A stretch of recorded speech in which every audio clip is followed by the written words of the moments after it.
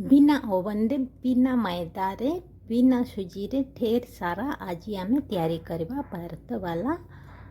Patties या तैयारी करबा बहुत आसान बहुत शीघ्र आपको अपना तैयारी करि पाइबे खाइबा पाए भी बहुत टेस्टी लगी थाए। प्रथमे एबे नेबा गोटे पात्र सेठी ने मु नउची अटा नउची मु 2.5 कप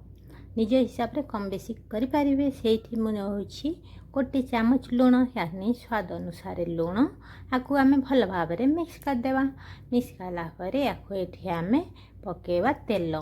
तेल बदल में घी भी आप नहीं पारती आपको भल भाव मैन करवा माने भल भाव में मिक्स करवा। मिक्स करके देखिए ये टिके मुठा करके देखिए जदि मुठी आपंकर बनी जाऊँगी ताहले आप मैन परफेक्ट बनिकी तैयार हो गला। तापर ये आम पकेवा पानी अल्प अल्प पकईकि आपको भल भाव में चकुटी नेबा यानी भल भाव में जमती आम रोटी तैयारी करुछु अटा गुड़ा सब चकुटु से भाव में आपको भल भाव में चकुटी नेबा। चकुटीला पड़े आपको आम रेस्ट करने छाड़देवा यानी जो अटा रखु ताठू टिके हार्ड रही बेसी पानी करनी टिके हार्ड रही। तापर हूँ आलू नहीं मु सीझा आलू 3टी सीझा आलू को आम भल भाव में मेस करदे मेसर साइज ना हाथ साइज जमी आपन को आशा नब से हिसाब से आपको भल भाव में आम मेस करने ये आम भल भाव में मेस हो गला आपको आम सैड करके रखिदेबा। एपटे मो गैस ऑन करके गोटे कड़ाई गरम कर देछि सेठी मोर पकेदेबा तेल जेते बेले आमर भल भाव में गरम हो जिवो सेठी पकेबा आम गोटे चामच जीरा गोटे चामच सरसों आउ अल्प टिके भृषंग पत्र रे आपन धनिया पत्र भी नहीं पारती। धनिया पत्र जदि नेबे ताहले परे पकेबे आगुरु पकेदेले एटा माने पूरा सीझीजिवो सेथिपाई परे ताको पकेबा। आ सेठी बोलछि लंका कंचा लंका मु नैछि कंचा लंका बदल रे आपन सुखला लंका भी नहीं पारिबे। आ दुईटा प्याज को भी मु छोट छोट विशेष कर काटी देछि आको हल्का सॉफ्ट हेबा पर्यंत आको टिके भाजी नेबे। भाजीला ये आम पकईदेवा गोटे चामच हलदी पाउडर हाफ चामच जीरा पाउडर हाफ चामच गरम मसाला पाउडर हाफ चामच धनिया पाउडर आउ ये सब गुड़िक भल भाव में आम मिक्स करदे यानी टिके भाजीदा बेसी भाजबे बेसी भाजिले मसाला तार टेस्टा पड़ेब से खाली टिके मिक्स जमती करते से करके या भाजीदेवे। एबे ये जो आलू गुड़ा आम मिक्स करके रखी आलू गुड़ा को ये आम मिक्स करदे। मिक्स कलापर से आम आड करदे स्वाद अनुसार लुण यानी हाफ चामच लुण निज हिसाब से कम बेसी जी खाती से हिसाब से लुण पकईकि आपको पुणी भल भाव में मिक्स करने ये ओलट पालट करके भल भाव मिक्स करेंगे। जदि धनिया पत्र मिसेबार थी यही समय धनिया पत्र को मिक्स करने आ ये आमर भल भाव मिक्स हो गला। मिक्स होगापर आपको गैस ऑफ करके आम तल को ओल्है नेबा। आमको आउ गोटे कढ़ई गरम करछि सेठी मुझे तेल को गरम खाइबा छाड़देवा जेपर्यंत आम तेल गरम होछि सेपटे जो आलू मिक्सचरटा आम तैयारी करछि से आपको आम टिके हल्का ठंडा करने छाड़देवा। आपको ये छाड़देवा आ जो अटा गुड़ी आम चकुटी रखी से अटा गुड़िक पुणी आउ थे आम चकुटी नेबा आउ थे भल भाव में या चकुटी नेबा। चकुटिला आपको आम गोल गोल आकार लोइया मान तैयारी करनेबा। ये निज हिसाब से जी बड़ बड़ आप रोटी तैयारी करुँच से हिसाब से ये गोल तैयारी करने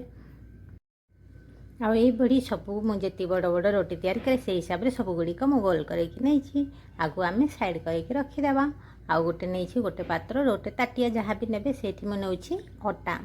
गहम अटा मु नौछि 2.5 कप आ से मु आड करुछि घी बदल में आपन तेल भी आड करेंगे। घी हेले भल क्रिस्पी होता है आ अटा बदल में मैदा भी आपन नहीं पारती आपको भल भाव में क्रीम जमती तैयारी करती से भल भाव में आपको मिक्स करके क्रीम परिका आम तैयारी करने ये आमर देखु भल भाव में क्रीम परिका ये आमर तैयारी हो जाइए। आपको भी आम साइड करके रखीने आ गोटे चक्की नहीं से नौछि अटा आप अटा बदल में ये मैदा भी आड करेंगे। आउ गोटे गोल नहीं कि आपको भल भाव में ओलट पलट करके आपको रोटी परीक्षा आम बेली नेबा।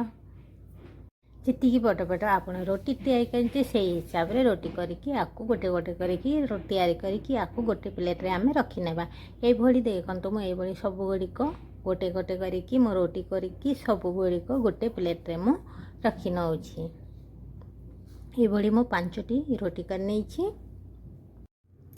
एबे आकु गोटे रोटी नेबा गोटे रोटी नहीं कि चक्की रखा से रखिकी जो क्रीम परिका आम तैयारी करथिले अटा को आकु ये आम लगेदेवा आकु स्पून साइज ना हाथ साइज जमी हेल्ले भी आकु ये हाथ भी मु करुँची हाथ ये भल भाव में क्रीम परिका चारि पाख या पूरा रोटी रे याकू ये भाव में लगे लगेला से आउ टे पकईदे अटा पुणी आउ गोटे रोटी पकेबे पुणी सेम प्रोसेस से भाई आउरी टिके से क्रीम आम तैयारी करते ये लगेदे चारि पाख लगेला पुणी हारी उपर पकईदे अटा सुखिला अटा बदल में आप मैदा नहीं पारती आ ये भाव में सब गुड़िक आम गोटे गोटे करके जी आम 5टा रोटी तैयारी करते 5टा रोटी जाक आम ये भाव में सब गुड़िक तैयारी करने क्रीम लगे तापर अटा लगे ये भाव में देखो सब गुड़िक मु तैयारी करनी सब गुड़िक मुझे भाव में लगे देछि एबी याकू आम ये भाव में भल भाव में बेली नेबा गोटे बड़ रोटी परिका आम तैयारी करने बड़ रोटी ये भाव में देखो मुझे जी बड़ मोर चक्की थी से बड़ मुझे भाव में बेलिकी आपको मुझे तैयारी कली बेसी मोटा भी करेंगे नहीं पतला रखिए आए भाव में कटर साइज ना चाकू साइज जमी हेल्ले भी आपको ये बाहर जो है काटिकी बाहर करदे साइड को आ स्क्वायर सेप्रे आपको तैयारी करने आ निज हिसाब से छोट बड़ जी आप तैयारी करेंगे से हिसाब से आपको काटिकी सेप करने आ ये भाव में देखो मुझे स्क्वायर सेप गुड़े तैयारी कर साइड जो एक्सट्रा था फिंगे नहीं पुणी ये भाव में तैयारी करेंगे ये कलापर से आम जो आलू मिक्सचरटा आम तैयारी करते आलू मिक्सचर को आम अच्छे आम ये रखी नेबा आप निज हिसाब से स्टफिंग केते रखिए कौन कम बेसी से हिसाब से ये भाव में सब गुड़िक मुझे रखी नहीं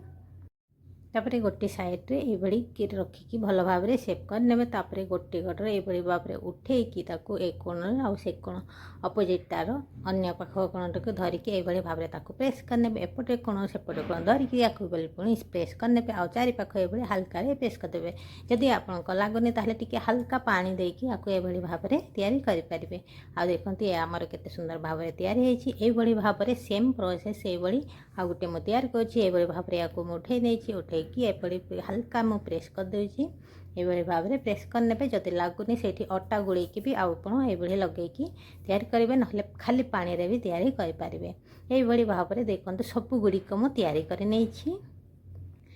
एवं जो आम तेल गरम करके रखी तेल को आम चेक करने प्रथम हाथ देखिए ना एमती टी छोट लोई टे नहीं अटा से पकईकी देखिए आ देखो ये आम भल फुटिकी आसी माने छाणी जापर ये चेक कलापर ये जो आम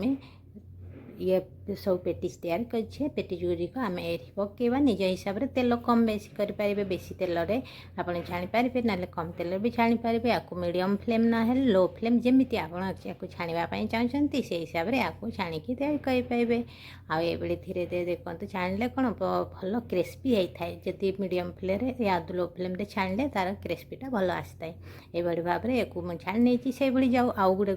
थिला से गुड़िक भी से भाव में छाणी नेबा आ ये भी देखो आमर भल भाव में सीझी जाइए ये को भी मुझे बाहर कर देछि ये भाव में सब गुड़िक देखो मु तैयारी कर नहीं आपको आप गरमा गरम बाहर करूँ सॉस सहित चटनी सहित जहाँ सहित भी खावाई चाहते सहित आपको खातु गरमा गरम बहुत टेस्टी लगता है ये वर्षा समय आपको ये तैयारी कले ये हेल्दी भी होता है टेस्टी भी होता है खावाई बहुत भल लगता है वीडियोटी देखापी बहुत बहुत धन्यवाद वीडियोटी को लाइक शेयर और चैनल को सब्सक्राइब बेल आइकन बटन को देवे पुणी देखा आउ गोटे नुआ वीडियो सहित वीडियोटी देखापी थैंक यू सो मच।